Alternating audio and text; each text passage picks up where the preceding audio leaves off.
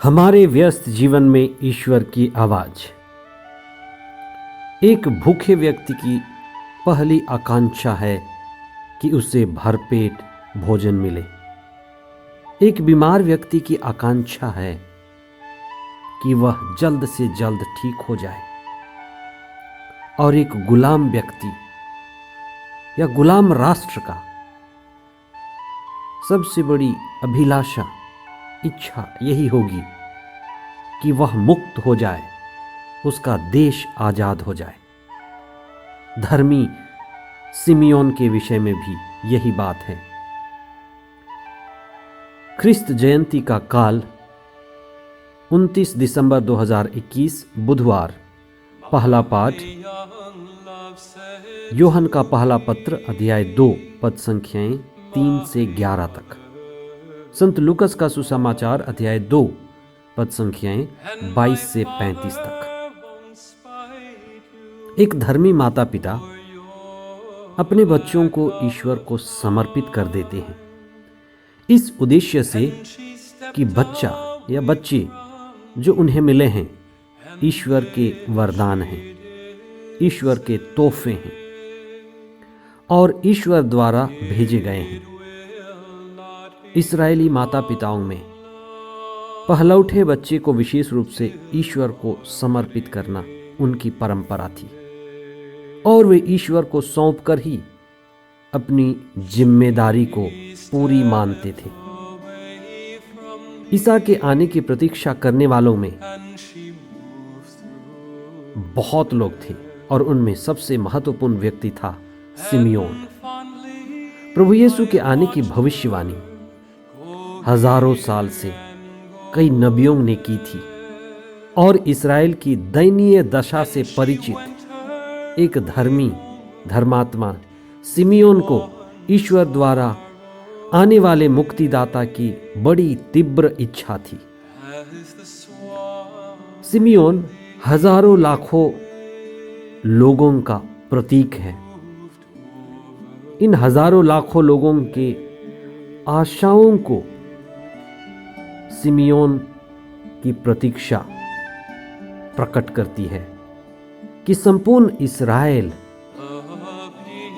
प्रभु यीशु की आने की प्रतीक्षा कर रहा था, मुक्तिदाता की राह देख रहा था, जो ईसा के आने की लंबी प्रतीक्षा का एक हिस्सा था।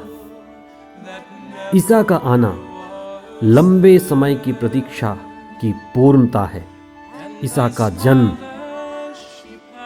ईश्वर के द्वारा की गई प्रतिज्ञाओं का निश्चित रूप से पूरा होना है। ईश्वर अपनी प्रतिज्ञाओं को पूरी करता है। इसलिए पवित्र बाइबल हमें इस बात का विशेष रूप से याद दिलाती है कि ईश्वर जो भी प्रतिज्ञा करता है उसको पूरा करता है। वह इस संसार को अपने ही विशिष्ट तरीके से संचालित करता है। हर कोई, हर व्यक्ति बंधन से मुक्त होना चाहता है और असली मुक्ति इस संसार के दुख से हमारी मुक्ति सबसे बड़ी प्रतीक्षा है। सिमियोन जो एक धार्मिक व्यक्ति था, ईश्वर की आज्ञाओं का पालन करता था। वह मंदिर में रहकर प्रार्थना करता था और ईश्वर की महिमा देखना चाहता था। इस्राएल के लिए जो ईश्वर की योजना थी उसको पूरे होते हुए देखकर इस संसार से गुजरना चाहता था। यह उसकी सबसे बड़ी अभिलाषा थी। ईश्वर के मुक्ति कार्य को देखना और उसके लिए लंबे प्रतीक्षा करना अपने आप में एक कृपा पाने का लक्षण है। ईश्वर ने उनकी विशेष इच्छा की पूर्ति के लिए वह समय, वह दिन, वह घड़ी निश्चित किया था जब प्रभु यीशु वहाँ मंदिर में उनके माता पिता के द्वारा लाए गए। हमें इस बात पर भी चिंतन करना है और अपने विश्वास को मजबूत करना है कि प्रार्थना करने वाले हृदय से प्रार्थना करने वाले आशीष और कृपा अवश्य पाते हैं। प्रार्थना द्वारा अपने जीवन को संचालित करने वालों को पवित्र आत्मा मिलता है। सिमियोन का प्रार्थनामय जीवन उसे पवित्र आत्मा से भर दिया और उसकी आध्यात्मिक व आंतरिक इच्छा पूरी हुई। वह मुक्तिदाता को देख पाया और अपने आप को धन्य भागी माना कि ईश्वर ने उस पर कृपा दृष्टि की है, और ये सबसे बड़ा वरदान है। हमारे जीवन का परम उद्देश्य हमारा मुक्ति है। हमारी मुक्ति ही हमारे जीवन का एकमात्र लक्ष्य है। हम जीवन में जो भी करते हैं, असली काम तो वही है जो हमें मुक्ति का अनुभव देता है। हमारा ध्यान, हमारी प्रार्थना, हमारी साधना, हमारा सेवा कार्य, हमारी भक्ति, इन सब का परम उद्देश्य हमारी मुक्ति ही है। हमारी सभी इच्छाओं के ऊपर हमारी मुक्ति है।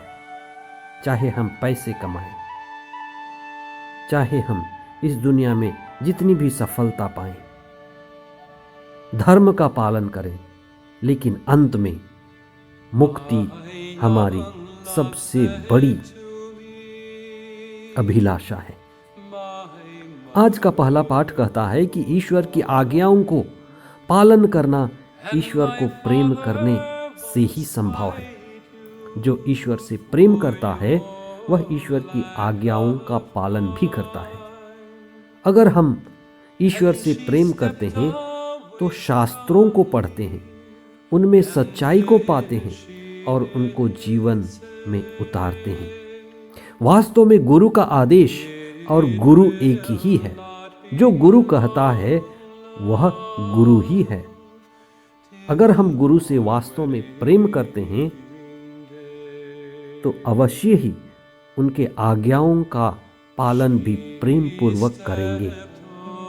ईश्वर के आज्ञा पालन में ही हमारी मुक्ति और हमारी आंतरिक शांति छिपी है। सिमियोन ने ईश्वर की आज्ञाओं का पालन किया और मुक्ति और शांति का अनुभव किया।